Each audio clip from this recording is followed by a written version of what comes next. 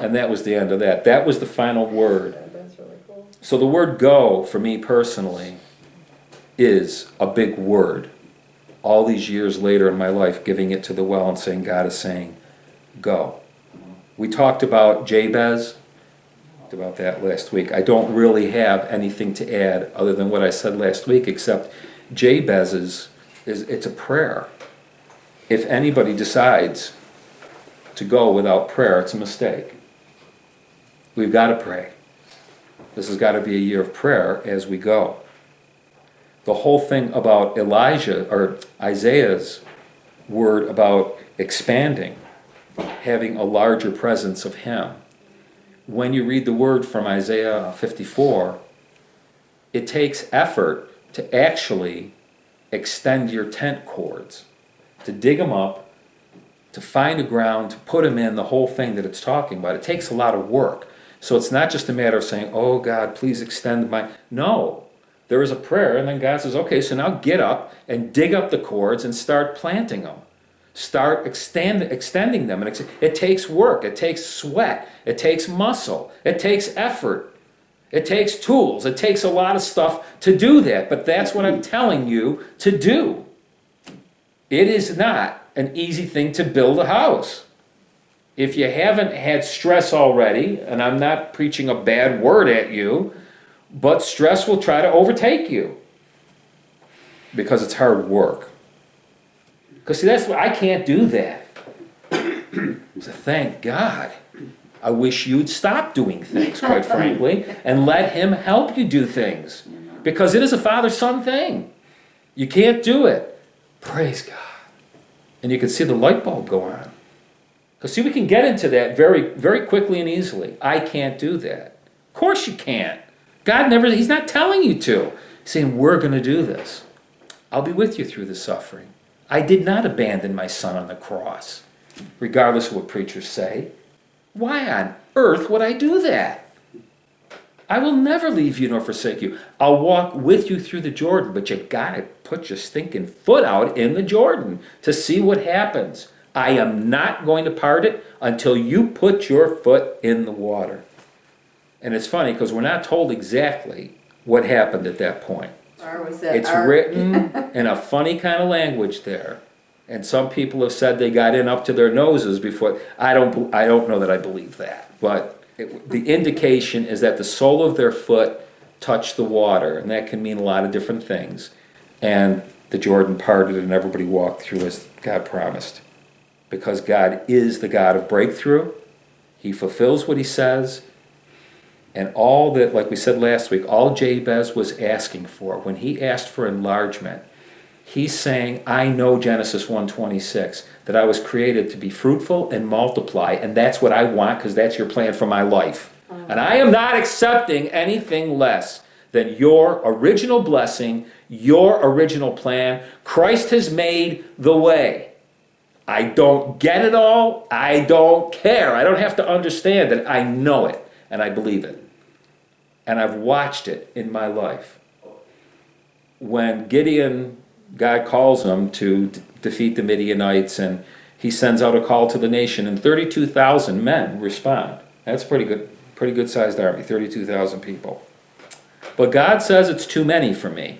This many people, when I give them the victory, they'll take it for themselves. They're going to say that it's because they had a better army. So what I want you to do is I want you to address the 32,000 men, and I want you to say to them, whoever is fearful and afraid may go home. God said, so those people, give them the opportunity to go home, to go back to the place they came from. Give them the opportunity to return to the place out of fear. I don't want to go forward. So, 22,000 people leave. God says it's still too many. And he tells them that they're going to go have a drink at the brook. And those who lap up the water like a dog will be your army, and those who get down on their knees are no good for this. And sure enough, they get there. And it's kind of funny in the Hebrew. They don't actually lap up the water with their tongues like a dog. It says they extended their arms into the water, and their arm acts almost like the tongue of a dog. So they're splashing the water up into their faces, like a dog when they lap up water. And the other guys get down on their hands and knees. We don't know if they actually put their faces in the water or cup the water or whatever they do. And God says the ones that get on their knees and cup the water, they're gone. They failed the test. And those who stand and continue and lap the water this way, they're your army. And so he ends up with 300 guys, and you say, what the heck is all that about? Mm-hmm.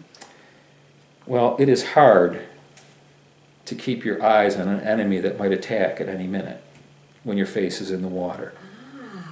When all you care about is getting a drink for yourself and falling over and going into, oh, this is great, I just love this blessing, worthless mess. You're not going to win wars with those people. You're not going to get into anything new. But he ends up with 300 people who remain standing, and they're lapping up the water because they're keeping their eyes focused on the mission that God sent them on. They are focused. I'll get myself a drink, and I will be refreshed, but I will keep my eyes focused. I will remain sober to what is going on. God says, we can do a new thing with those kinds of people because they're serving God, not themselves. The second little story is about David. 2 Samuel 23, verses 13 through 17. Then 3 of the 30 chief men went down and came to David in the harvest time to the cave of Adullam, while the troop of the Philistines was camping in the valley of Rephaim. David was then in the stronghold, while the garrison of the Philistines was then in Bethlehem. David had a craving and said, "Oh, that someone would give me water to drink from the well of Bethlehem, which is by the gate." So the 3 mighty men broke through the camp of the Philistines and drew water from the well of Bethlehem, which was by the gate, and took it and brought it to David. Nevertheless, he would not drink it, but poured it out to the Lord. And he said, "Be it far from me, O Lord, that I should do this. Shall I drink the blood of the men who went in jeopardy of their lives?" Therefore he would not drink it. These things the 3 mighty men did. It says that the men broke through, the Philistines. It wasn't easy. According to David, it wasn't. But they broke through in order to get something for David that he was craving, a drink from the well at Bethlehem. And then they bring it back, and David refuses to drink it. "No, I don't want to drink it." But it is kind of weird. These 3 guys are serving God. They're not serving David. They're serving God. And they recognize David. They're very clued up. David, on the other hand, in his desiring and craving from a well that he's drunk from many times before, and he remembers how sweet the water is and all that kind of stuff. Oh, I could really go for a drink from there. It's not on the other side of the Jordan. Follow me. He doesn't suffer to get that drink. Those 3 guys do. And when they come back with the water, David says, "I can't drink it." And that's when he has his breakthrough. They broke through the enemy. He has this breakthrough within himself that, yes, this is something I desire and I crave. But how on earth can I enjoy this water when I didn't suffer to get it? Somebody else did. And that's a breakthrough. Basically, David saying, how can I drink from the well when my men are the ones who suffered? Am I going to be a Gehazi? Am I in it for myself? No, I can't do this. When you look at this story of these guys breaking through the enemy in serving God and coming back, and David recognizing, I cannot serve God if I'm in it for myself, if I'm going to let other people suffer so I can get my drink. The thing that's so, I said a moment ago that this is not written chronologically. This particular story takes place before the David and Bathsheba thing, when he has Bathsheba's husband basically killed in battle, Uriah, that whole story. David has gone from a place of, how can I have my men suffer for me, for my desires, and then it gets to a place where I have to kill one of my men to fulfill my desire. What I'm wanting to end today with is, yes, we have to go, but going does require an ongoing transformation. We are not transformed overnight. We walk through our transformation on a daily basis, not being conformed to this world, but being transformed by the renewing of our minds so that we can actually reveal, we can prove to a world around us that says there is no God, yes, there is. And this is what his good, perfect, and acceptable will looks like. Take a good look. I am not God, but I represent the way he thinks, the way he does things. He's not in it for himself. He's not greedy.